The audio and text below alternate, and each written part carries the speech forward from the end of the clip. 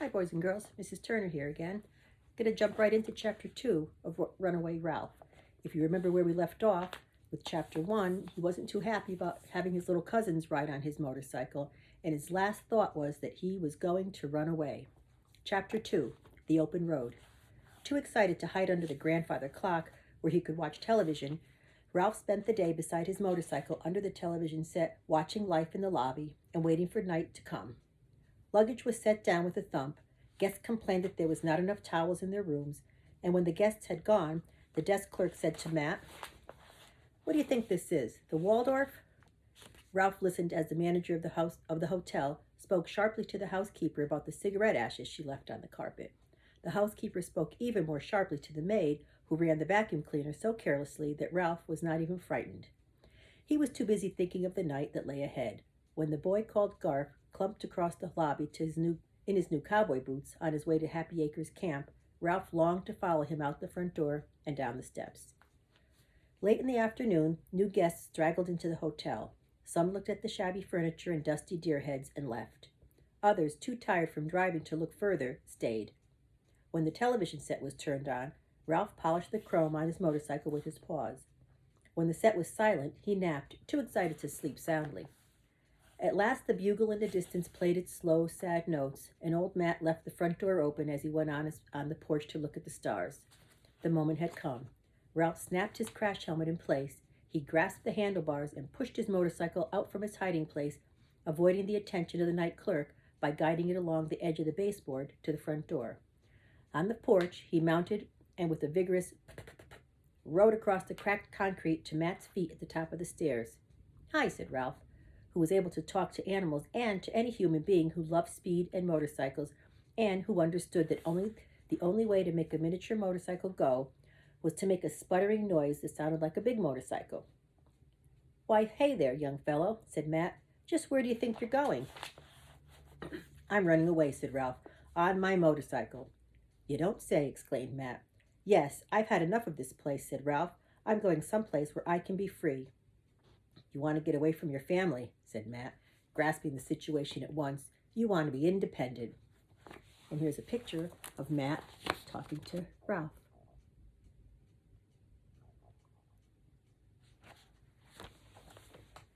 "That's right," said Ralph. "I'm tired of being bossed around by my mother and Uncle Lester. I'm fed up with my pesky little brothers and sisters and cousins. I don't want to grow up to be another crumb-scrounging mouse.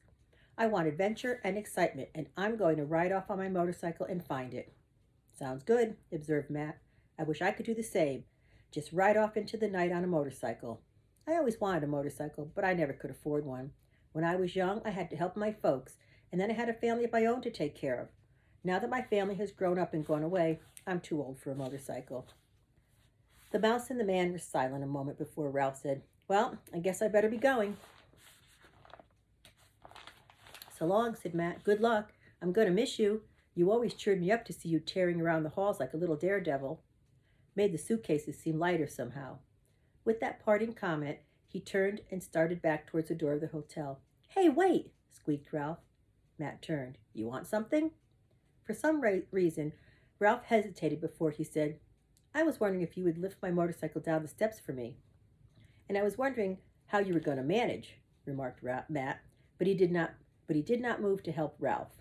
I'd like to get started," said Ralph. "I have a long way to go tonight." "Sorry, I can't help you out," said Matt. Ralph was astounded.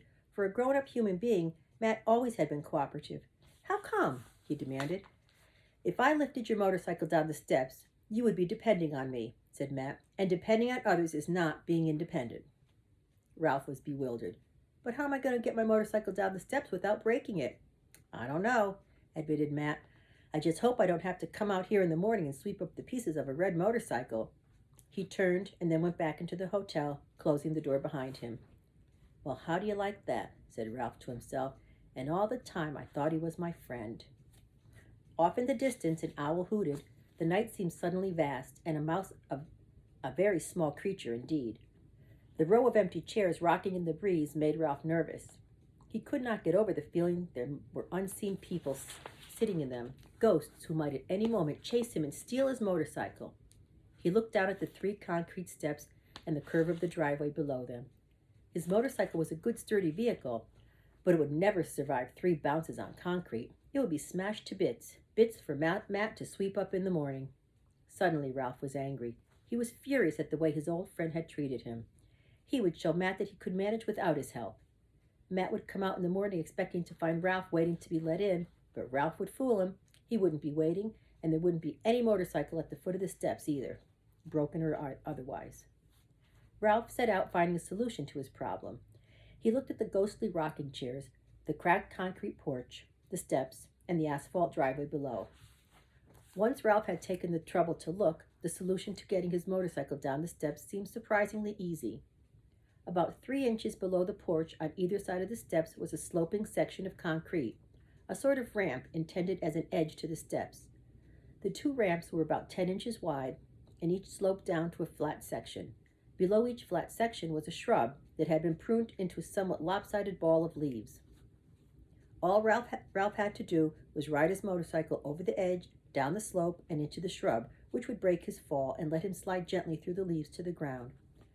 The only problem was that terrifying 3-inch drop from the porch to the slanting concrete, but Ralph was sure that with a cool head and steady paws, he could manage. He would show old Matt a thing or two. Ralph wheeled his motorcycle back from the edge of the porch, but in line with one of the concrete ramps. High speed would be best, he decided. Speed fast enough to carry him over the edge without wobbling, so that he would land on the ramp on both wheels. Ralph's heart was pounding as he mounted his motorcycle, but his head was cool and his paws steady on the handle grips. Ralph drew a deep breath. His paws tightened on the handle grips. He rode smoothly towards the edge of the porch. He held his breath as he shot out into space as he had planned. There was a sudden heart-shaking drop before the tires hit the ramp. At this point, everything went wrong. Before Ralph realized what was happening, the motorcycle shot down the ramp, which was worn smooth by the many children who had slid down it. Ralph flew into the air and fell upside down onto the shrub. He lost his grip on the motorcycle and felt himself brushed by leaves and scratched by twigs until he came to rest wedged into the crotch of a small branch. His helmet had fallen off one ear, was scratched, and he was badly frightened, but he was not injured.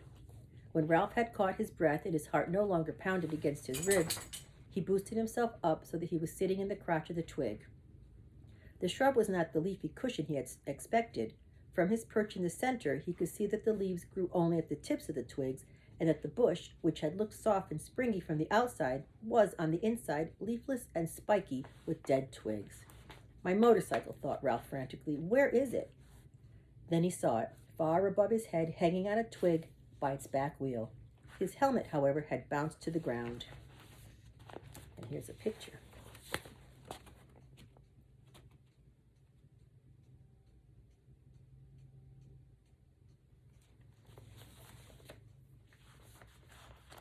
Ralph did the only thing he could do, and that was climb up to his motorcycle and start chewing.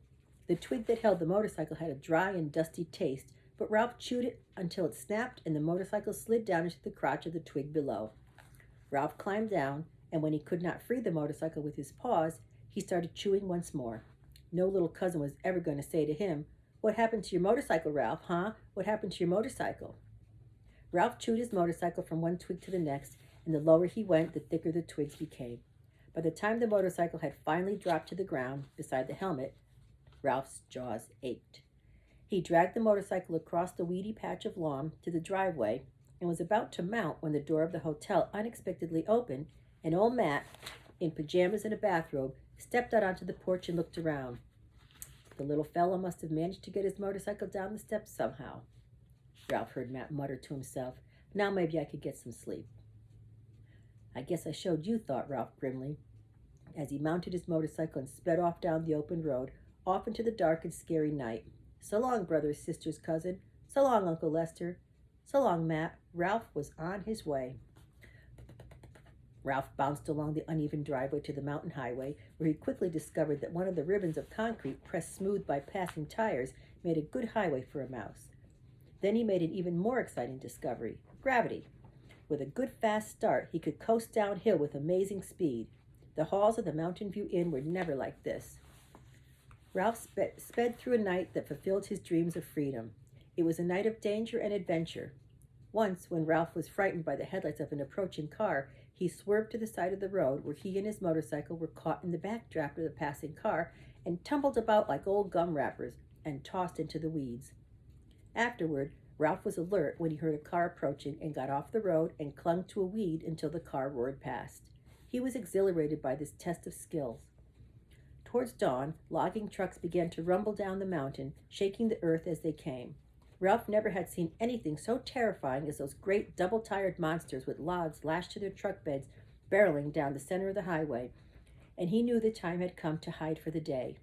He ate some dusty weed seeds, drank dew, slept under a leaf, and started off once more at nightfall toward the sound of the bugle.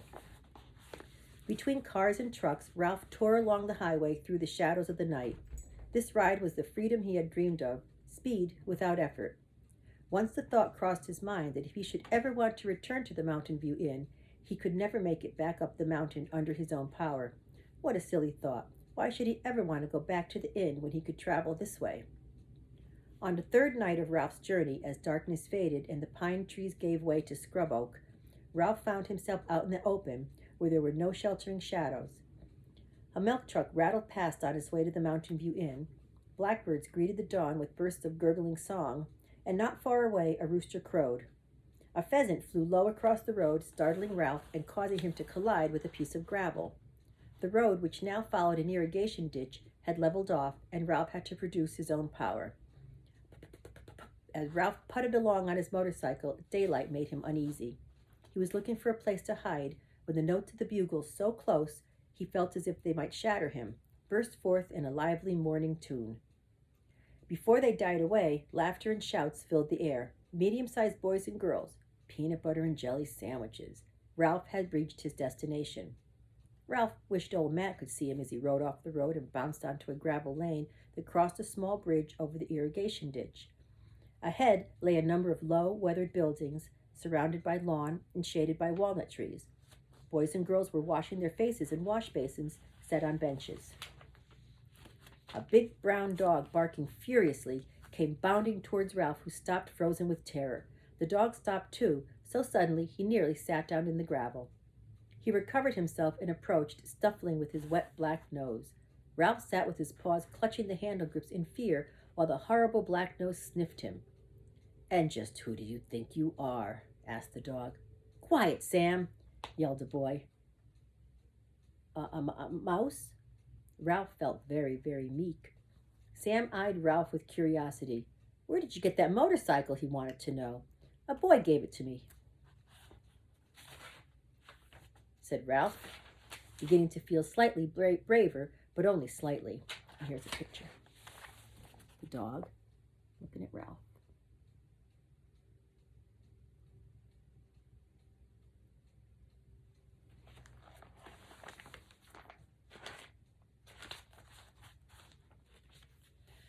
That big dog could gobble a mouse in one gulp, but not if I hang on to my motorcycle, thought Ralph, feeling that his courage had not deserted him entirely. A dog would not eat a motorcycle. "No kidding," said Sam. "A mouse-sized motorcycle. Where did you come from?" "The Mountain View Inn." "That rundown place?" said Sam. "I'm not surprised the mice are deserting it. Where are you going?" "Well, here, I guess," said Ralph. "I followed the sound of the bugle. I wanted to be near medium-sized children and peanut butter and jelly sandwich." "Sorry," said Sam. "You can't come in here. I'm the watchdog of Happy Acres Camp, and it's my job to protect the camp." "Aw, come on," said Ralph, who was beginning to see that Sam was not really a ferocious dog. "I'm just a mouse." Sam looked uncomfortable. Obviously, he was a dog that liked to please everyone. "I would let you in if I could, but my orders are to keep out anyone who doesn't belong here." Ralph hunched down on his motorcycle. "Please, I'm just a teeny little brown mouse. Nobody would even notice me." Sam's honest brown face looked worried. "No," he said at last, "I can't let you in. I have my orders from Aunt Jill and Uncle Steve in the camp office. They're in charge here." "I've had a long, hard trip," said Ralph. "I'm tired and I'm hungry." Sam looked so worried that Ralph pressed his advantage. "You know boys like mice. They'd be glad to have me." Sam looked back towards the white building under the walnut trees. Then he looked down at Ralph. "I tell you, I can't do it," he said. If I let you come in, I'd be breaking my orders. I'm already in trouble because a car came along in the middle of the night and dumped a box of kittens. It got away before I could rouse anybody." "Kittens," said Ralph in horror. "I have the worst time with kittens." Sam's voice was gloomy. "People are always dumping kittens here because they know the girls will beg their parents to let them take them home." "Very many kittens?" asked Ralph, who was feeling nervous once more. "Too many," said Sam. "We already had 3 kittens that belonged here, and the other night 6 more were dumped. And once they're here, I'm not allowed to chase them. I tell you, it isn't fair. If there's one thing I can't stand, it's kittens. Silly little things with no sense of responsibility." Sam's troubles made Ralph feel cocky once more. "If you're a watchdog, watch me," he said, and taking a deep breath, he shot between Sam's leg and out the other side before the surprised dog could turn around. Ralph swerved around a green walnut lying on the ground and into a patch of weeds beside a nearby building. "Come back here," barked Sam. "You aren't supposed to do that." He began to snuffle around in the weeds. Ralph had not expected to be snuffled for. He had thought that once he was inside the camp, Sam would give up. Sam growled and moved his nose around in the weeds like a doggy vacuum cleaner. Unable to ride, Ralph pushed his motorcycle farther back into the weeds. The wet black nose parted the stalks, but Ralph was saved by a gopher hole. He dragged his motorcycle into its shelter. "Oh, no, you don't," growled Sam, and began to dig with his powerful front paws. Dirt began to fly. Pulling his motorcycle after him, Ralph waded farther down through the loose dirt into the gopher hole. Faster went the paws. "Hey, everybody, Sam's after a gopher," a boy yelled, and Ralph could feel feet pounding on the ground overhead. "Go get him, Sam," urged another boy. "Sick 'em, Sam." Everyone seemed to be saying at once. "You're being mean to the gopher," protested a girl. Several girls' voices began to yell, "Go, gopher, go!" Faster and faster flew the paws with their strong toenails. Sam was panting now. Ralph pushed farther and farther back into the Gopher Run until a disagreeable voice ahead of him said, "And where do you think you're going?" "Ah!" squeaked Ralph, face to face with the owner of the Gopher Run. He hastily pushed his motorcycle, which he had been pulling ahead of him for protection. "Beat it," said the gopher, squinting at Ralph. "I didn't dig this tunnel for mice." The digging paws were coming closer. "Attaboy, Sam!" shouted the girls. "Go, gopher, go!" shouted the girls. Even the gopher looked uneasy. "Please," pleaded Ralph, "save me from that beast." The gopher was more interested in saving himself. Already he was beginning to move farther down the run. "You can stay until that dog starts digging." "And no longer," he said, and fled off into the network of tunnels. Not far away a bell clanged. "Breakfast! Chow time!" yelled the boys, and the feet that went pounding off in the direction of the bell shook the ground overhead. The paws stopped churning, but overhead Ralph could hear the sound of panting. Sam poked his fearsome snout into the gopher hole for one last sniff before he, too, trotted off for breakfast. "Whew," gasped Ralph, leaning against his motorcycle.